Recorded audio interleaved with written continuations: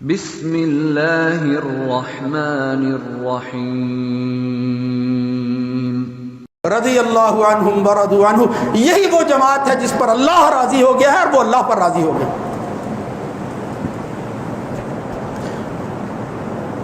تو عدالت کے اعتبار سے سب سے پہلے عادل،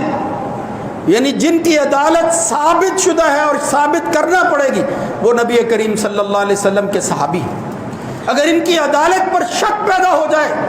تو پھر ہمارا دین محفوظ نہیں رہتا۔ یہ دو ٹوک بات ہے اور صاف معاملہ ہے۔ جناب ابو زرع رازی نے کہا تھا، بلکہ اس سے پہلے امام احمد ابن حنبل نے بھی کہا، وہ کہتے ہیں اذا رأيت رجلا يذكر احدا من اصحاب رسول اللہ صلی اللہ علیہ وسلم بسوء فاتهمه على الاسلام۔ اگر آپ کسی بندے کو دیکھیں کہ وہ اللہ کے نبی کے کسی صحابی کا ذکر کرتا ہے مگر برے طریقے سے کرتا ہے، کیڑے نکالنے کی کوشش کرتا ہے، برا تعارف کرواتا ہے، مشکوک بنانے کی کوشش کرتا ہے، وہ باتیں کہ جس کی وجہ سے ان کی شخصیت کے اندر بحثیت انسان نقص موجود تھا، یعنی وہ انسان تھے، وہ معصوم نہیں تھے، یہ بھی بات اچھی طرح ذہن میں رکھنی چاہیے۔ مگر اللہ نے اپنے دین کی حفاظت کے لیے جس طرح تقوی اور مروت کو ان پر لازم ٹھہرا دیا تھا، وہ کسی اور جماعت کے ساتھ اللہ نے سلوک نہیں کیا۔ اس لیے فرمایا امام احمد بن حنبل نے، جب بھی کسی بندے کو دیکھو کہ وہ کیڑے نکال رہا ہے اصحاب رسول میں سے کسی میں، فاتہمہ علی الاسلام، اصحاب رسول تو مینارہ نور ہے، وہ تو چمکتے ہوا سورج ہے، اس پر تھوکنے والا جو ہے اس کا تھوک اس کے منہ پر آئے گا، لہذا اصحاب میں سے کسی کو برا کہنے کی ضرورت نہیں ہے۔ وہ بدبخت ہے جو ہے فاتہمہ علی الاسلام، اس کا اسلام مشکوک ہو گیا ہے، یہ تہمت اسلام اسی پر لگا دو، یہی کہہ دو کہ تو اپنے اسلام پر غور کر، فاتہمہ علی الاسلام۔ اور امام ابو زرع رازی نے اس کو بڑے واضح انداز میں عدالت کے حوالے سے ثابت کیا، اذا رأیت الرجل ینتقص احدا من اصحاب رسول اللہ صلی اللہ علیہ وسلم فاعلم انہ زندیق۔ جب آپ دیکھیں کہ نبی کریم صلی اللہ علیہ وسلم کے صحابہ میں سے کسی پر وہ تنقیص کر رہا ہے، کیڑے نکال رہا ہے، ان کی خوبیوں کی بجائے ان کے نقائص وہ لوگوں کے سامنے واضح کر رہا ہے، جس سے ان کی شخصیت مجروح ہو رہی ہے، فاعلم ان، جان لو کہ اس کے دل کے اندر اسلام نہیں ہے، وہ زندیق اور بے دین ہو گیا۔ کیوں؟ اس کی وجہ انہوں نے بڑی شاندار بیان کی، ان القرآن حق والرسول عندنا حق، اللہ کا قرآن بھی حق ہے، محمد الرسول اللہ صلی اللہ علیہ وسلم بھی حق ہے۔ وَإِنَّمَا أَدَّى إِلَيْنَا اصحاب رسول اللہ صلی اللہ علیہ وسلم القرآن والسنہ، اس قرآن اور سنت کو جنہوں نے ہمارے پاس پہنچایا ہے، جو لے کر ہم تک پہنچے ہیں، ادّا الینا سنت والقرآن اصحاب رسول اللہ صلی اللہ علیہ وسلم، وہ تو اصحاب رسول صلی اللہ علیہ وسلم ہیں۔ یہ قرآن ہمیں کس نے دیا ہے، کس نے بتایا، ہم نے یہ سنا اللہ کے رسول صلی اللہ علیہ وسلم، وہ اصحاب رسول تھے۔ یہ سنت کا وسیع تر ذخیرہ جس کی وجہ سے قرآن کی ایک ایک آیت کی تشریح اور وضاحت جو ہے وہ اس کا ہمیں پتہ چلتا ہے، یہ کون منتقل کرتا رہا، وہ کون شخص تھا جو بڑی دور سے آیا تھا، مسکین تھا، ماں اس کی مشرکہ تھی، مگر جب ہم ذخیرہ حدیث کو دیکھتے ہیں تو یہ بیچارگی کی زندگی گزارنے والا شخص محدثین میں سے اور ائمہ میں سے اور اصحاب میں سے امیر المؤمنین فی الحدیث نظر آتا ہے، جو صحیح بخاری کی روایت کی روشنی میں خود ہی کہتا ہے کہ میں بھوک اور پیاس کی وجہ سے بعض دفعہ نڈال ہو کر مسجد نبوی کے صحن میں بے ہوشی کے عالم میں جو ہے وہ گر جاتا،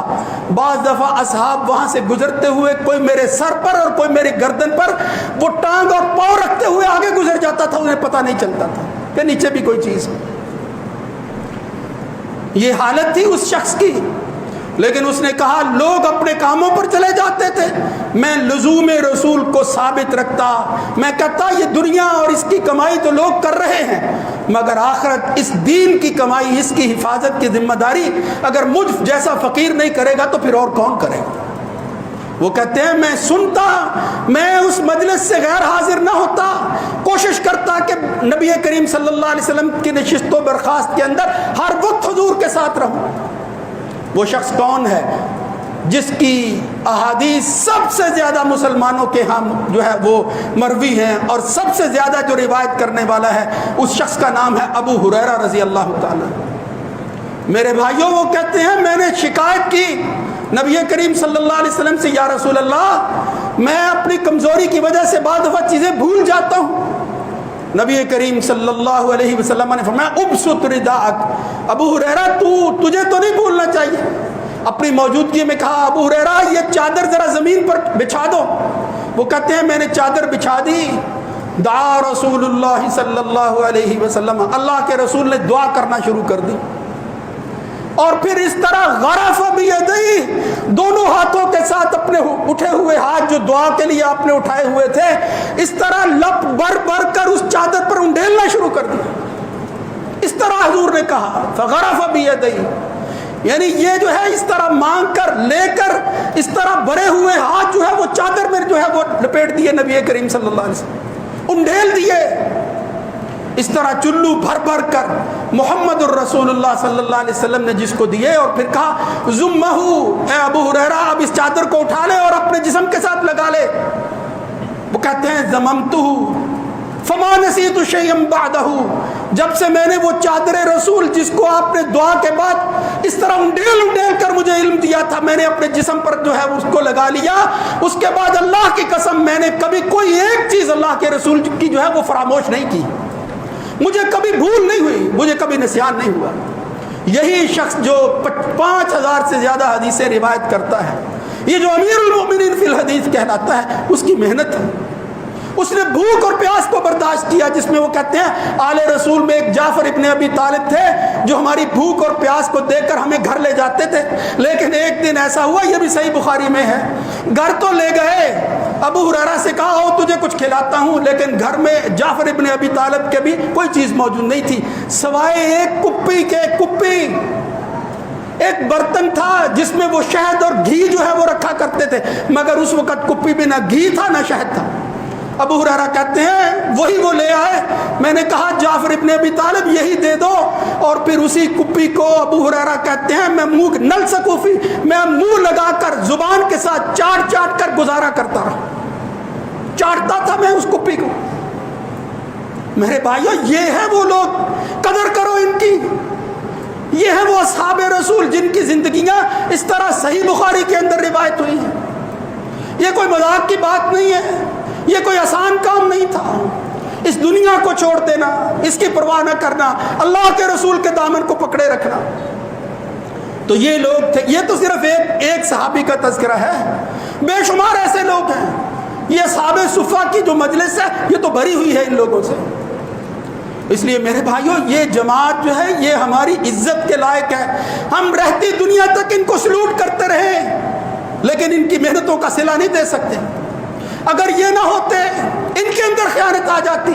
اللہ کے رسول کی نہیں اللہ کی بات غلط ہو جاتی۔ اللہ کہتا انا نحن نزلنا الذکر وانا له لحافظون، میں نے اس دین کو محفوظ رکھنا ہے، قیامت تک رکھنا ہے، مگر اس کی حفاظت کے لیے جن لوگوں کو میں نے منتخب کیا ہے وہ انتخاب میرا ہے، انسانوں کا نہیں ہے۔ اللہ تعالیٰ جن کا انتخاب کر لیتا ہے کسی کام کے لیے، یہ اس کی خوش قسمتی ہوتی ہے۔ اس لیے نبی کریم صلی اللہ علیہ وسلم کے صحابی، آپ کے اصحاب، یہ جو لوگ ہیں ان کی زندگیوں کی حفاظت اللہ رب العزت نے کی ہے۔ قرآن مجید کے اولی مخاطب کنتم خیر امت اخرجت للناس، یہ آیت ہو، وکذالک جعلناکم امۃ وسطا، یا قرآن کی یہ آیت ہو، بے شمار وہ آیتیں جس میں اللہ رب العزت جو ہے وہ اپنے نبی کے ساتھیوں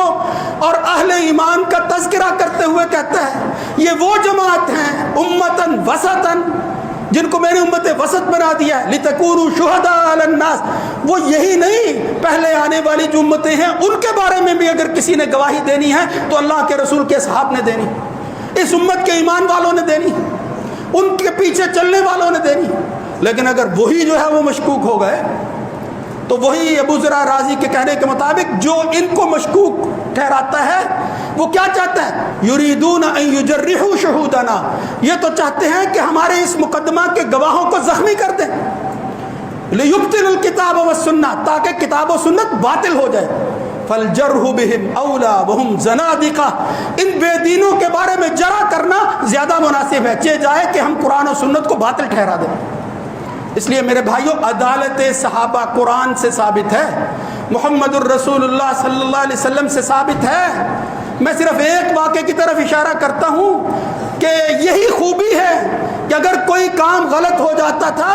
تو فوراً رجوع کر لیتے تھے، اللہ کے رسول بھی، اللہ کے رسول کے ساتھی بھی۔ غزوہ بدر کا موقع ہے، ما کان لنبی ان یکون له اسرى حتى یسخن فی الارض تریدون عرض الدنیا۔ کتنی تنبیہ ہے، کیا دنیا چاہتے ہو اور پھر دنیا کا مال لے کر ان کو چھوڑنا چاہتے ہو؟ یہ جو کہتے ہوئے ہیں واللہ یرید الآخرہ، اللہ تو آخرت چاہتا ہے، واللہ عزیز حکیم۔ آگے فرمایا لولا کتاب من اللہ سبق لمسکم، اگر اللہ کا لکھا ہوا جو ہے وہ غالب نہ آ جاتا، فیما اخذتم عذاب عظیم، تو اللہ کی طرف سے عذاب آ جانا تھا۔ لہذا پھر کیا کرو؟ پھر انہوں نے وہی کہا فَكُلُوا مِمَّا غَنِمْتُمْ حَلَالًا طَيِّبًا وَاتَّقُوا اللَّهَ، بس تقوی کو اختیار کرو، ان اللہ غفور الرحیم، اللہ تعالیٰ ہے ہی بخشنے والا، رحم کرنے والا۔ کہیں وہ غزوہ تبوک کے اندر منافقین کے ساتھ کچھ لوگ اپنی سستی کی وجہ سے نہ جا سکے۔ غزوہ تبوک میں کچھ تو جان بوجھ کر نہ گئے، کچھ ویسے ہی انہوں نے جو ہے وہ سستی دکھا دی، مگر واپسی پر اللہ تعالیٰ نے ان کے ساتھ جو سلوک کرنے کے لیے کہا، وہ لوگ جو ہیں اتنے عرصہ تک، جب 1 ماہ سے زیادہ عرصہ جو ہے ان کے ساتھ بائیکاٹ کیا گیا، حقیقی بھائیوں کے پاس وہ جاتے تھے، حضرت کعب ان کے ساتھی، وہ ان سے کلام کرنے کے لیے تیار نہیں تھے۔ اللہ فرماتا ہے وَعَلَى الثَّلَاثَةِ الَّذِينَ خُلِّفُوا حَتَّى إِذَا ضَاقَتْ عَلَيْهِمُ الْأَرْضُ بِمَا رَحُبَتْ، یہ بڑی دنیا کے اندر ان کے ساتھ کوئی انسان کلام کرنے کے لیے تیار نہیں تھا، یہ زمین ان پر تنگ کر دی گئی۔ وَضَاقَتْ عَلَيْهِمْ أَنفُسُهُمْ وَظَنُّوا أَن لَّا مَلْجَأَ مِنَ اللَّهِ إِلَّا إِلَيْهِ، مگر انہوں نے کہا اللہ کے ٹھکانے کے علاوہ، اللہ کے ملجا کے علاوہ ہمیں پناہ دینے والا کوئی نہیں ہے۔ ثُمَّ تَابَ عَلَيْهِ لِيَتُوبُوا إِنَّ اللَّهَ هُوَ التَّوَّابُ الرَّحِيمُ، پھر اللہ تعالیٰ نے جو ہے وہ ان کی توبہ کو قبول کر لیا۔ اللہ تعالیٰ توبہ قبول کرنے والا ہے، رحم کرنے والا۔ یہ آیتیں پیش کرنے کا مقصد یہ ہے کہ اگر ان سے کوئی گناہ اور غلطی ہو گئی، انہوں نے فوراً رجوع کیا ہے، فوراً اس راستے کو اختیار کیا ہے کہ جس کی وجہ سے وہ صحیح بخاری میں آتا ہے، حاتب ابن ابی بلتہ نے اپنی اولاد کی حفاظت کی خاطر مسلمانوں کا راز فاش کر دیا،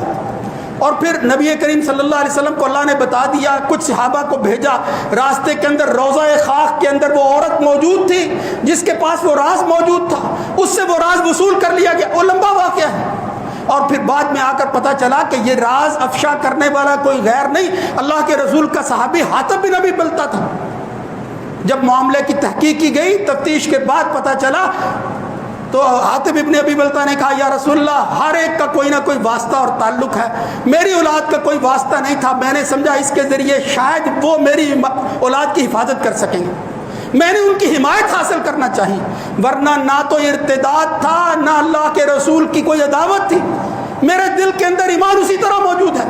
تو اس ایمان کی حالت کے بارے میں کسی غیر نے نہیں، خود اللہ کے نبی نے کہا اس نے غلطی بہت بڑی کی ہے، مگر جو یہ ایمان کی بات کر رہا ہے اس کے دل کے اندر کفر موجود نہیں ہے، یہ ہے مومن ہے، پکا مومن ہے۔ اور پھر ساتھ ہی حضرت عمر نے جب کہا، جب پتا چلا کہ یہ حاتب بن ابی بلتہ نے راز فاش کیا، تو انہوں نے اپنی طبیعت اور مزاج کے مطابق کہا یا رسول اللہ حکم دیجئے میں منافق کی گردن اٹھا دوں۔ نبی کریم صلی اللہ علیہ وسلم نے فرمایا لعل اللہ اطلع علی اہل بدر،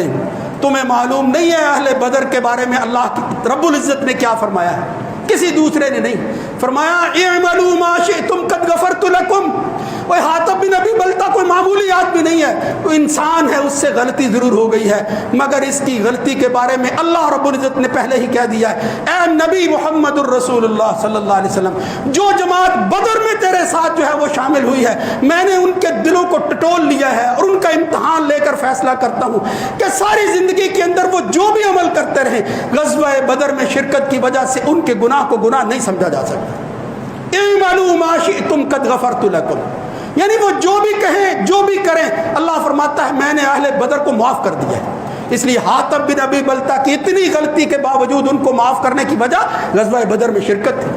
ان کی وہ توبہ تھی، ان کے دل کی کیفیت تھی۔ اس لیے جان بوجھ کر صاحب رسول کے بارے میں کوئی شکوک کو شبہات پیدا نہیں کرنے چاہیے، ذہن میں خدا نہ خواستہ کوئی ایسی سوچ نہیں لانی چاہیے، ورنہ تمہارا اسلام متہم ہو جائے گا، تمہارا اسلام مشکوک ہو جائے گا۔ اپنے اسلام کے بچاؤ اور اس کی حفاظت کے لیے اصحاب رسول کے بارے میں زبان کھولتے ہوئے سوچ لینا چاہیے کہ میں کیا کہہ رہا ہوں اور کس کے بارے میں کہہ رہا ہوں۔ یہ بے شمار صحابہ جو ہیں وہ خود بھی کہتے ہیں، اصحاب اہل کوفہ بعض دفعہ آتے ہیں اور پھر وہ آ کر اسی طرح کی بات کرتے تھے، اصحاب رسول کو برا بلا کہنا شروع کر دیتے تھے۔ یہ حضرت یہ عشرہ مبشرہ میں سے ایک شخص، یہ صحابی رسول سعید ابن زید رضی اللہ تعالیٰ عنہ کے سامنے کسی نے اسی طرح اصحاب کے بارے میں جو ہے وہ سخت سست الفاظ کہنا شروع کر دیے۔ انہوں نے کہا واللہ لمشہد شہدہ اصحاب رسول اللہ صلی اللہ علیہ وسلم او شہدہ رجل منکم۔ یہ ایک موقع تھا جو نبی کریم صلی اللہ علیہ وسلم کے ساتھ کسی بھی غزوے اور جنگ کے اندر ان میں سے کوئی شخص جو ہے وہ شامل ہوا نبی کریم صلی اللہ علیہ وسلم کے ساتھ۔ میں اللہ کی قسم اٹھا کر کہتا ہوں، اللہ کے رسول کے ساتھ مل کر غزوہ اور جنگ کرنے والا، کافروں کے مقابلہ میں کھڑے ہونے والا، افضل من عملکم، اللہ کی قسم تم ساری زندگی عمل کرتے رہو اس سے بہتر نہیں ہو سکتے۔ اور پھر ساتھ ہی فرمایا وَلَوْ عُمِّرَ عُمْرَ نوح، اگر تمہیں نوح جیسی عمر بھی دے دی جائے، لیکن وہ شخص جو اللہ کے رسول کے ساتھ شامل ہو کر کسی غزوے میں شرکت کرتا رہا اور ایمان کی حالت میں کرتا رہا، عمر نوح پانے والا شخص بھی وہ اس کے مقابل، بلکہ فرمایا ان کے گھوڑوں اور ان کے اونٹوں سے نکلنے والی جو گرد و غبار ہے، تم میں سے کوئی شخص اس کے برابر نہیں ہو سکتا، چاہے جائے کہ ان کے برابر تم اپنے آپ کو سمجھنے لگو۔ کس کو برا بھلا کہہ رہے ہیں؟ کس کی تنقید کر رہے ہیں؟ یاد رکھو، جو آدمی اصحاب کی تنقید کرے گا اس کا اسلام شک میں پڑ جائے گا، اس کو پتہ نہیں چلے گا اور انجام اس کا بہت برا ہونے والا ہے۔ اس لیے عدالت صحابہ کے بارے میں ہر قسم کے شکوک و شبہات کو دور کر لیجئے۔ اس وقت دنیا کے اندر لوگ جس طرح ایک صحابی کا نام لے کر پوری جماعت کو متون ٹھہرا رہے ہیں اور ان کے بارے میں غلط فہمیاں پیدا کر رہے ہیں، وہ کوئی ڈھکی چھپی بات نہیں ہے، ان کا انجام وہ بہت برا ہونے والا ہے۔ معاملہ اللہ کے سپرد کرنا چاہیے۔ یہ وہ جماعت ہے جن کی حفاظت اللہ رب العزت فرما رہی ہے، اور پھر قیامت تک ان کا ساتھ دینے والی جو جماعت اس دین کے فریضے کو آگے پہنچائے گی، حق کی بات پہنچائے گی، اللہ تعالیٰ ان کا ساتھی جو ہے وہ بنا رہے گا۔ اللہ تعالیٰ عدالت صحابہ کے مسئلے کو سمجھنے کی توفیق نصیب فرمائے، ان کی عدالت پر ہمیں گواہ بنا کر دنیا کے اندر بھی کھڑا کرے اور قیامت کے دن بھی ان کا ساتھ نصیب فرمائے۔ اقول قولی ھذا استغفر اللہ لی ولکم۔